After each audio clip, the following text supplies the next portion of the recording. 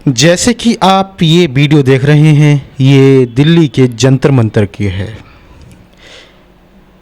वर्तमान समय में किसान सड़कों पर हैं, बेरोजगार युवा भी सड़कों पर है और निजीकरण की बात करें तो पूरे देश में हाहाकार मचा हुआ है।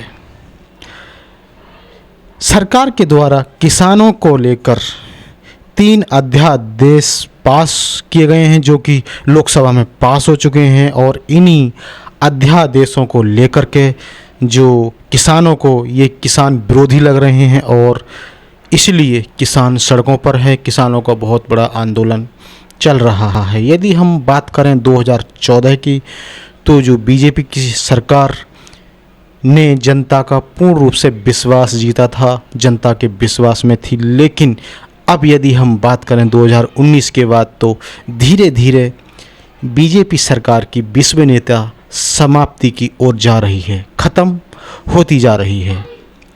और तमाम आप देखेंगे कि पूरे देश में, चाहे वो युवा हो, किसान हो या फिर आम मजदूर हो, सभी पूरी जनता सड़कों पर उतार रही है। किसान और मजदूरों के हितों को ध्यान में रखते हुए हिंद मजदूर सभा के पदाधिकारियों के द्वारा दिल्ली के जंतर मंतर पर यह धरना प्रदर्शन किया गया और हिंद मजदूर सभा के पदाधिकारियों का क्या कहना था, इन जो सरकार के द्वारा 3 अध्यादेश बिल पास किए गए हैं, इनके बारे में क्या कहना है, देखिएगा हमारी इस रिपोर्ट में।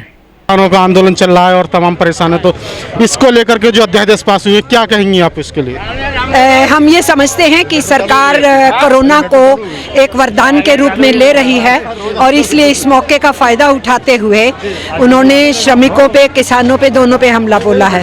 पहले ज़बरदस्ती किसानों के 3 बिल उन्होंने पास किए हैं, उससे हमारे देश में बहुत दूरगामी नेगेटिव प्रभाव होगा कि अनाज होते हुए भी लोग भूखों मरेंगे और जो खेती है किसान नहीं करेगा, कॉरपोरेट घराने मैकेनाइज्ड खेती कराएंगे। तो अनाज तो होगा लेकिन किसान मरेगा, अनाज तो होगा लेकिन जनता भूखी मरेगी, क्योंकि अनाज कॉरपोरेट घराने पैदा करेंगे और वो सिर्फ मुनाफे के लिए दुनिया के बाज़ार में बेचा जाएगा। जहाँ तक मजदूरों का प्रश्न है, काम तो होगा इस देश में लेकिन मजदूर गुलामों की तरह ट्रीट किए जाएंगे। उनके यूनियन के अधिकार छिन रहे हैं, उनके हड़ताल के अधिकार छिन रहे हैं, उनके डिस्ट्रिक्ट कोर्ट्स छीने जा रहे हैं, उनके स्वास्थ्य के लिए जो कानून थे वो ख़त्म किए जा रहे हैं, उनके जो सोशल सिक्योरिटी थी उसको कमज़ोर किया जा रहा है। तो ले दे के आज़ाद हिंदुस्तान में 150 वर्षों की लड़ाई के बाद जो मजदूरों के पास कुछ कहने के लिए कानून थे, उनको भी ठीक से लागू नहीं किया जा रहा था। तो ये सरकार उन कानूनों से ही छुटकारा दे के नए कोड लेके आई है। आप ये लड़ाई कैसे लड़ेंगी, क्योंकि अभी सरकार तो उनके सब कुछ उनके हाथ में, तो आप कैसे करेंगे? उनके हाथ में कब्जा है। बड़ी सरकारें आई और बड़ी सरकारें गई, तो सरकार तो जाएगी जनता के, आवाम के फैसलों से जाएगी। जनता के आवाम से कैसे जाएगी? वो तो ईवीएम, मतलब जहाँ तमाम जगह बोला जाता है कि ईवीएम है तो सरकार, तो आप क्या कहेंगे? ईवीएम को लेकर क्या कहेंगे?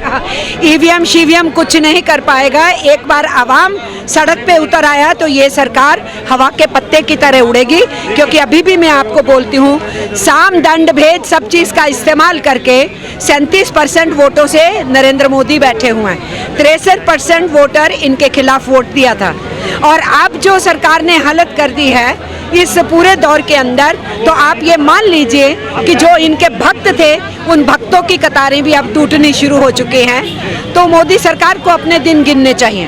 बताइए तो सर, आपका नाम क्या है? मैं हरभजन सिंह सिद्धू, हिंद मजदूर सभा का महामंत्री हूँ। मुझे आप बताइए कि जैसे किसानों की जो 3 अध्यादेश है वो भी लोकसभा में तो पास हो चुके हैं और तमाम किसान भी, और चाहे वो युवा हो, पूरे देश सड़कों पर है, तो इस पर आप क्या कहेंगे किसानों की अगर बात की जाए? देखिए, जो सरकार ने वायदे किए थे इलेक्शन जीतने से पहले कि हर 2 हाथ को काम मिलेगा, पक्की नौकरी मिलेगी, डिसेंट वेज देंगे, अच्छी तनख्वाह देंगे, उनको इलाज के लिए सरकारी हॉस्पिटल फ्री मिलेंगे, बच्चों को पढ़ाने के लिए अच्छे स्कूल देंगे और उनको बुढ़ापे की पेंशन देंगे, और ये सारे जो वायदे हैं महंगाई को कंट्रोल करेंगे और जितना भ्रष्टाचार है उसको दूर करेंगे।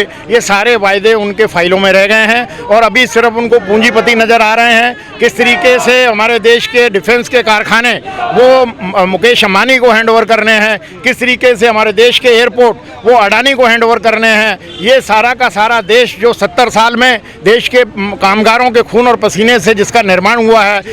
लेकिन मुझे बताइए, उनका कहना तो ये है कि अगर मान लीजिए जैसे आप कह रहे थे पूंजीपतियों निजीकरण की सीधी बात करते हैं, तो निजीकरण से क्या है कि बेरोजगारों को हम रोजगार देंगे, उनका तो ये है कि रोजगार बढ़ेंगे।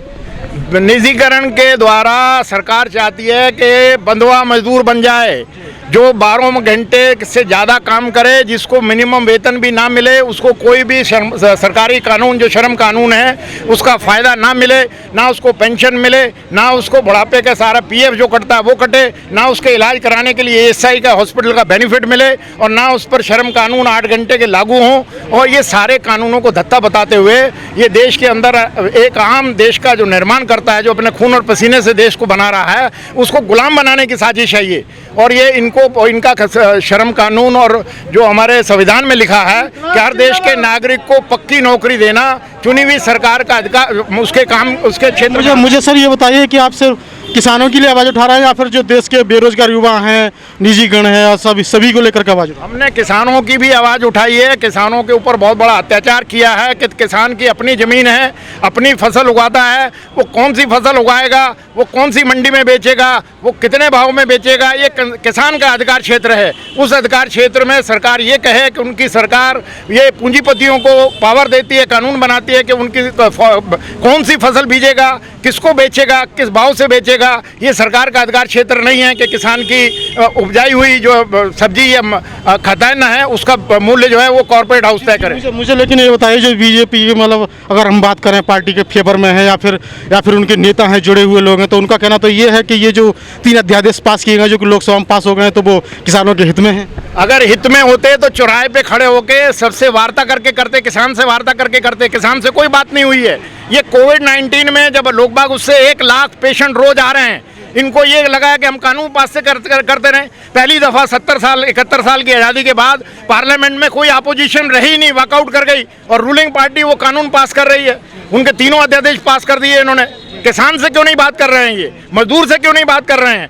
अगर कोई कानून बनाना है तो मजदूरों से बात करें, किसानों से बात करें, विद्यार्थियों से बात करें। देश की अब आपकी रणनीति क्या होगी आगे की? मतलब क्योंकि रणनीति 12 अक्टूबर को जो हमारे डिफेंस के 41 कारखाने बेचे जा रहे हैं, जो विदेशी पूंजी के हाथ में बेचेंगे और मुकेश अंबानी को बेचेंगे, वो हमारा 80,000 वर्कर जो है वो अनिश्चितकालीन की हड़ताल पे जा रहा है। हम 26 तारीख को 10 मजदूर संगठन मिल रहे हैं। हम कोशिश करेंगे कि देश का सारा मजदूर जो 54 करोड़ मजदूर है वो हमारे डिफेंस कर्मचारियों के साथ, हमारे रेलवे कर्मचारियों के साथ, हमारे MTNL के साथियों के साथ, हमारा जो BSNL है उसके साथ, भारत पेट्रोलियम के वर्करों के साथ, हमारे जो फोर्स के साथी हो जो उनकी नौकरी, हमारा DA बंद कर दिया है इन्होंने, 1.5 साल का एरियर भी खाने की बात करते हैं। 26 तारीख से बता रहे हैं, ये आपका दिल्ली में होगा ऑल ओवर इंडिया? दिल्ली में हम मीटिंग करेंगे, उसमें फैसला करेंगे। और 2 तारीख को 2 अक्टूबर को जो महात्मा गांधी जी का नेशनल हॉलीडे है, उस दिन हम सारे देश के जितने भी PSUs हैं उनसे वार्ता करने के बाद, उनकी यूनियन लीडरों से वार्ता करने के बाद 12 अक्टूबर को सब इकट्ठे हड़ताल पर जाए, उसका फैसला करने की बात ये मिलेगा।